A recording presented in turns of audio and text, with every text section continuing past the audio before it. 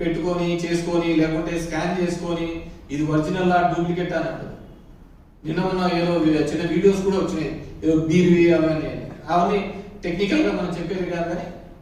So ఖచ్చితంగా కల్తీ మద్యం అనేది ప్రతి చోట మొలకల చెరువులో మొదలైన సంఘటన విజయవాడ నడిపొడ్డున ఇబ్రహీంపట్నంలో ఉన్న చోట మా ధర్మవరంలోనూ కూడా ఉంది. మా ధర్మంలో ఎవరు అడిగినా చెప్తారు, రైల్వే గేట్కి అవతల పోయి అడిగితే ఎవరైనా చెప్తారు పైన క్యాప్లని తీసేసి అమ్ముతా అంటారు అని చెప్పేసి. సో డెఫినెట్ గా టేక్ స్ట్రిక్ట్ యాక్షన్ అనేది. ఎందుకంటే చంద్రబాబు నాయుడు గారు ఇప్పుడు మీరు అది కట్టాము ఇది కట్టాము దాని కోసం కాదు, కీర్తి ప్రతిష్టల కోసం పాకులాడండి.